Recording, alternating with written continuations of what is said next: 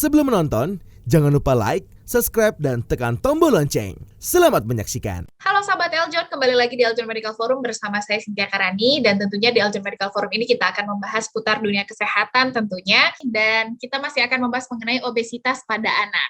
Masih bersama dengan Dr. Luciana Santoso, dokter spesialis anak. Dr. Luciana, kita lanjut ya, Dok? Boleh, silakan. Siap.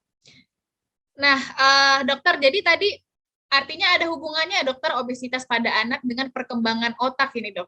Betul.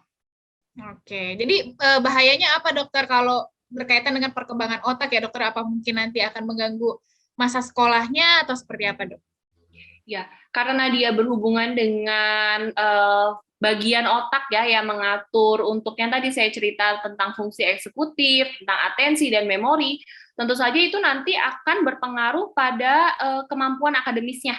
Gitu, jadi akan mempengaruhi performa anak yang misalnya obesitas nih di sekolah, misalnya dia jadi sering sulit untuk menangkap misalnya pelajaran, jadi dan sering gampang lupa, ataupun mungkin karena misalnya nih selain berhubungan dengan masalah kognitifnya tadi, misalnya seorang anak yang obesitas yang sering mengalami obstructive sleep apnea syndrome, jadi yang sering napasnya berhenti-berhenti gitu pada saat malam, itu biasanya tidur malamnya itu nggak terlalu berkualitas, dan sehingga pada saat pagi, pada saat siang, justru dia akan mengantuk.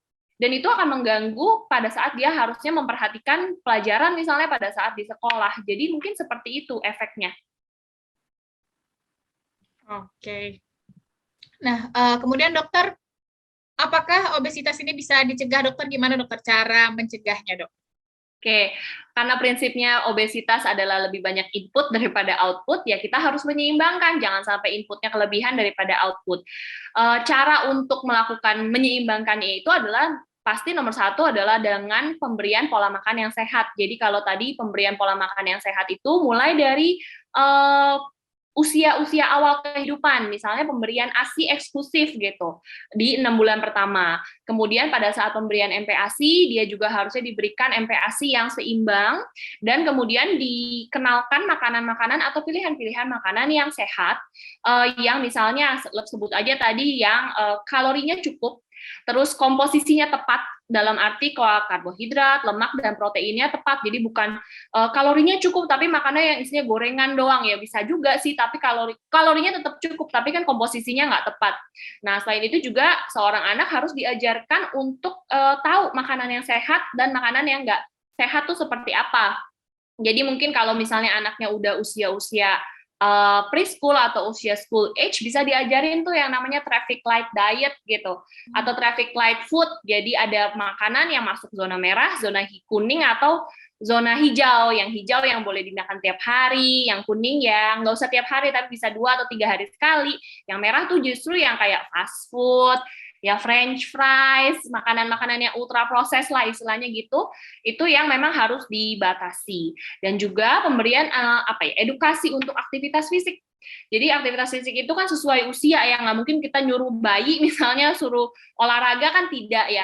Tetapi misalnya pada bayi di bawah usia 1 tahun, kita harus perbanyak dia main floor time, istilahnya waktu yang dia pakai untuk roaming around, untuk dia bergerak di lantai gitu. Terus kalau misalnya usia-usia toddler, itu toddler dan preschooler itu bisa sampai 3 jam. Kan anak pernah dengar mungkin ya, kalau ada anak usia 2 atau 3 tahun tuh kok tenaganya kayak nggak pernah berhenti, kitanya aja udah capek, tapi dia masih keluyuran kemana-mana. Nah, itu sebenarnya, jadi kalau anak itu dibiarkan atau tidak dikekang, itu dia akan nyari potensinya sendiri atau nyari kegiatan-kegiatan dan aktivitas yang memang sesuai dengan kebutuhan dia saat itu.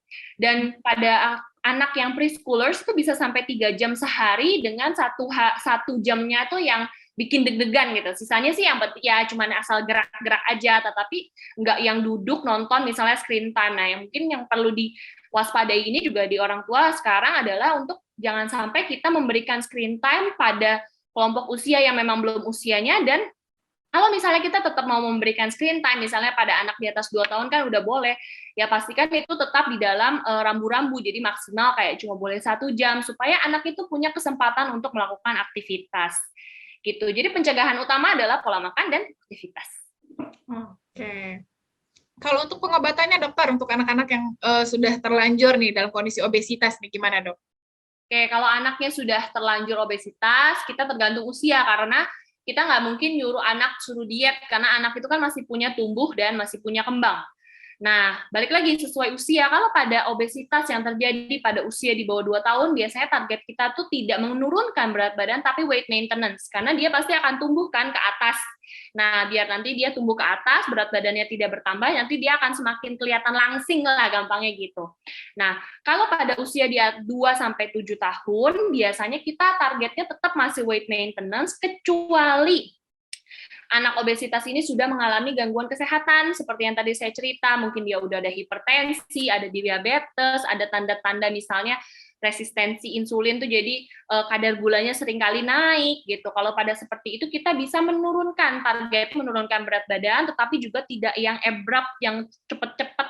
Target penurunan berat badan itu paling kita kurangi sekitar 200 kalori atau 500 kalori per hari dan targetnya ya 20% di atas berat badan ideal lah. Mungkin nggak buru-buru langsung ke berat badan ideal dan maksimal cuma boleh turun kira-kira setengah kilo lah seminggu gitu. Jadi jangan buru-buru banget. Nah, kalau di atas 7 tahun baru tuh biasanya kalau misalnya intinya kalau misalnya anaknya masih tumbuh dan kembang tapi dia masih overweight atau misalnya obesitas tanpa penyakit lainnya, kita masih bisa pertahankan dan perbaiki tadi makannya, perbaiki, kemudian perbaiki juga untuk aktivitas fisiknya. Walaupun itu akan long term, tetapi itu yang tetap harus dipelihara. Tapi kalau sudah sampai berat, kita bisa targetnya menurunkan, bahkan pada kondisi yang super obes gitu, yang BMI-nya tinggi sekali, itu mungkin kita bisa rujuk untuk dilakukan tindakan pembedahan. Oke, dokter. Berarti kalau misalnya yang belum ada penyakit tertentu gitu, berarti harus dikurangi tadi dengan makan ya dokter ya? Ya, pokoknya pengaturan makan, pengaturan aktivitas fisik, tapi kita bukan target nurunin, sebenarnya target kita adalah weight maintenance. Oke, berarti bukan mengurangi porsi makan ya dok? Bukan mengurangi porsinya gini, jadi kita akan menurunkan atau mungkin kita akan menyesuaikan lah. Contohnya nih, kalau anak obesitas, tadi kan prinsipnya udah kebanyakan makan, udah kebanyakan input lah daripada output. Let's say misalnya anak 5 tahun makan 2.000 kalori sehari. Kan kelebihan 2.000 kalori kan sebenarnya buat kita kan, buat orang dewasa gitu. Nah, kita bisa mulai turunkan sesuai dengan berat badan idealnya. Misalnya kalau dengan berat badan ideal sebenarnya anak itu cuma butuh 1.400 kalori atau 1.500 kalori per hari. Nah, kita bisa kurangi bertahap. Kita tetap kasih makan, tetapi bukan makan yang 2.000 kalori lagi, tapi makannya adalah yang 1.500 kalori dengan komposisi yang benar gitu. Oke, berarti untuk anak-anak yang masih suka ngemil atau jajan, mungkin diganti dengan jajanan yang rendah kalori gitu mungkin ya dok? Betul, jadi kalau misalnya waktunya jajan, daripada misalnya makan biskuit, lebih baik dia dikasih buah misalnya.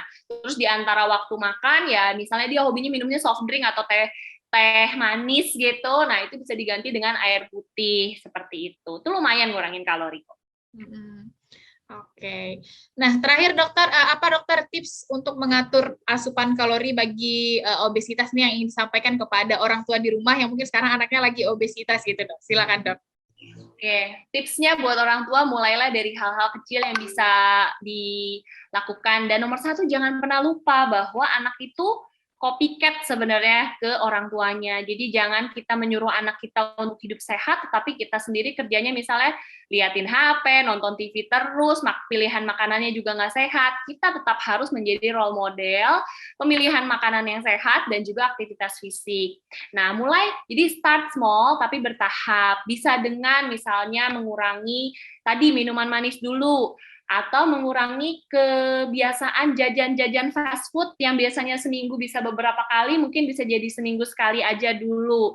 Atau misalnya dengan nyediain makanan-makanan di rumahnya yang sehat. Jadi kalau anak di rumah mungkin nggak punya cemilan-cemilan yang tinggi kalori, cuman ada buah, ya mungkin dia akan akhirnya ngambil buah itu. Jadi kita bisa menyediakan pilihan-pilihan yang sehat, memastikan di rumah kita tuh pilihannya sehat. Kalau nanti dia sekolah, boleh lah gitu dikasih duit jajan gitu ya, tapi kita upayakan untuk sediakan bekal sehat dari rumah juga. Apalagi sekarang kan pandemi, biasanya jajan-jajan juga agak-agak dibatasi ya gitu. Jadi intinya kita mulai dari apa yang bisa dilakukan dan ingat bahwa obesitas ini bukan tugas anaknya untuk orang tua, termasuk orang tua, PR dari anaknya juga, PR dari dokternya juga, dan untuk pemantauannya juga. Jadi ini adalah kerjasama semua orang gitu.